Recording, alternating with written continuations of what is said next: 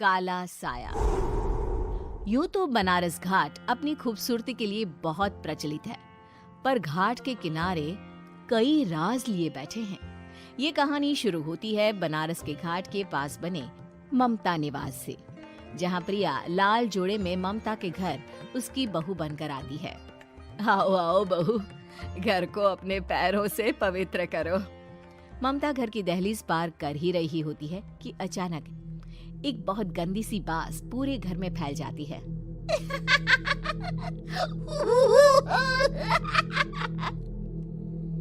ये बदबू और ये आवाजें, ये कौन हंस रहा है माँ? अब ये पड़ोसी ना हमारे थोड़े अलग से है। कहाँ हम शाकाहारी और ये मांस मच्छी खाने वाले। छोड़, तू ध्यान मत दे और गृह प्रवेश कर। और हाँ बहू, अपनी सास की एक बात हमेशा याद रखना, इन पड़ोसियों से तो कभी बात नहीं करेगी। अच्छे लोग नहीं है ये। अपनी सास की ये बात मानेगी ना बेटा? हाँ माँ, जो आपकी मर्जी, मैं उनसे बात नहीं करूंगी। अगले दिन प्रिया अपनी पहली रसोई बनाने रसोई घर में जाती है। ये छोकी बात तो नाक में जा रही है। एक काम करती हूँ, खिड़की खोल देती हूँ। प्रिया खिड़की खोलने जाती है। इतने जाले, लगता है इस खिड़की को कभी खोला ही नहीं गया। पर ऐसा क्यों? ओह, नॉन वेज की स्मेल आती होगी ना। 2 मिनट के लिए खोल लेती हूँ, फिर बंद कर दूंगी।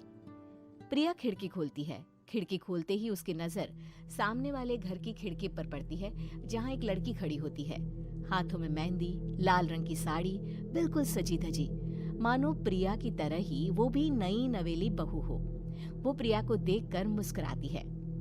हे भगवान, माँ ने तो इनसे बात करने को मना किया था। प्रिया फौरन ही खिड़की बंद कर देती है और तवे पर चढ़े रोटी की ओर देखने लगती है, पर वहाँ रोटी न होकर मछली पड़ी होती है। ये क्या? पहली ही रसोई में इतनी बड़ी गलती। हे भगवान, अब मैं क्या करूं? प्रिया बहुत डर जाती है और फौरन रसोई की सफाई करने और फिर सभी के लिए खाना बनाने लग जाती है।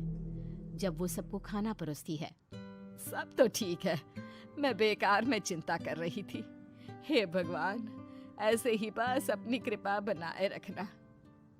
रात के वक्त जब सब सो रहे होते हैं, तब प्रिया को पायल की आवाज सुनाई देती है, जिससे उसकी आंख खुल जाती है। ये पायल की आवाज कहाँ से आ रही है? प्रिया उठकर उस आवाज के पीछे छत की सीढ़ियों तक जाती है। तभी उसे बच्चे के रोने की आवाज आती है। प्रिया छत पर जाती है तो क्या देखती है? वही लाल साड़ी वाली लड़की अपनी गोद में एक नवजात बच्चे को घुमा घुमा कर सुला रही है। तभी प्रिया की नजर उसके पेट पर पड़ती है। ओह गॉड, ये तो प्रेग्नेंट भी है। सुनिए, बच्चा सो नहीं रहा है क्या? मैं कुछ मदद करूं? नहीं नहीं, आपके घर वालों को अच्छा नहीं लगेगा, मैं संभाल लूंगी। स्नेहा की गोद से बच्चा हाथ मारकर प्रिया की गोद में आने को छटपटाने लगता है। दोनों घर अगल बगल में बने होने के कारण प्रिया उस बच्चे को गोद में ले लेती है। प्रिया के पास आते ही वो सो जाता है। बच्चे का वो स्पर्श रात भर प्रिया भूल नहीं पाती और अगली सुबह वो छत पर कपड़े सुखा रही होती है। तभी उसे एक औरत इशारा करके बुलाती है। स्नेहा कह रही थी बाबू तुम्हारी गोद में आते ही सो गया। मैं गौरी, स्नेहा की माँ हूँ। बहू, घर आना, बाबू को खिला भी लेना। शाम को जब घर पर कोई नहीं रहता, बच्चे से मिलने के लिए प्रिया छिपकर अपनी पड़ोसन के घर चली जाती है और कुछ देर बच्चे को खिलाकर वापस लौट आती है। इसके कुछ दिन बाद ही प्रिया को पता चलता है कि वो माँ बनने वाली है। ममता की खुशी का ठिकाना नहीं रहता।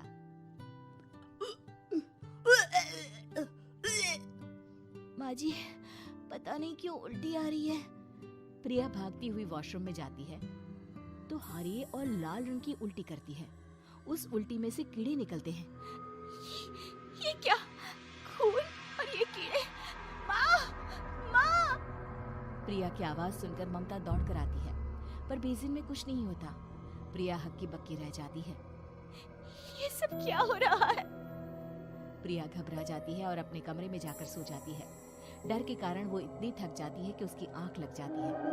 तब उसे ऐसा लगता है उसके पेट पर मानो कोई बैठा हुआ हो। कौन हो? प्रिया के पेट पर एक 5 महीने की बच्ची बैठी हुई थी, जो बुरी तरह जली हुई थी। माँ, तुम ही मुझे लाई ना अपने पेट में। मैं तुम्हारी माँ नहीं हूँ। कौन हो तुम? माँ, देखो मैं जल गई बुरी तरह से। 6 महीने पेट में रहने को भी मुझे नहीं मिला। सहला दो ना माँ। बचाओ, बचाओ, माँ! ममता दौड़कर कमरे में आती है। प्रिया की बातें सुनकर वो सब समझ जाती है। तू कहीं बगल वाले घर में तो नहीं जाकर आई ना बहू? मुझे माफ कर दो, मैं गई थी माँ। उस घर में सब मरे हुए हैं बहू। कई साल पहले स्नेहा उस घर में बहू बनकर आई थी। कुछ ही दिन में वो एक बच्चे को जन्म देने वाली थी। पूरा घर बच्चे के आने की खुशी में खोया था कि एक दिन अचानक उस घर में आग लग गई। सब बुरी तरह जलकर मर गए। गौरी आज भी दादी बनने का इंतजार कर रही है और इसीलिए स्नेहा ने अपना अजन्मा बच्चा तुम्हारी कोख में डाल दिया। ममता ये कह रही होती है कि पीछे से उसके पैरों को एक बच्चा पकड़ लेता है। दादी, दादी। माँ, स्नेहा की गोद में यही बच्चा था। ये बच्चा कौन है फिर? तेरी मौत है। तेरी भी दादी। जिस चीज का ममता को डर था वही हो गया। ममता निवास के ऊपर मौत ने चादर बिछा दी थी। प्रिया का पेट ऐसे बढ़ जाता है मानो 9 महीने का हो। 2 हाथ उसके पेट से बाहर निकलते हैं। बहू, संतोष को फोन कर, किसी पंडित जी को बुला बहू। प्रिया का पति भागता हुआ घर आता है। ये तो होना ही था माँ। तेरा पाप तेरे सामने आ गया तो तू सह नहीं पा रही है। स्नेहा घर में आग लगी नहीं थी, माँ ने लगाई थी, प्रॉपर्टी की लालच में। और वो बच्चा मेरी पहली पत्नी का बच्चा है, मेरा बेटा, जो कि उस आग की चपेट का शिकार हो गया था। मैंने तुमसे ये सब माँ के कहने पर छुपाया था। मुझे माफ कर दो प्रिया। तुम अगर चाहो तो यहाँ से जा सकती हो।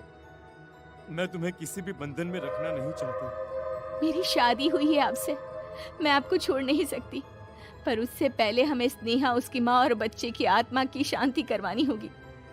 संतोष और ममता गौरी के घर जाते हैं। अंदर सब कुछ जला हुआ होता है। जमीन पर जली हुई लाशें बिखरी हुई थी। ममता रो रो कर अपनी करने की माफी गौरी से मांगती है।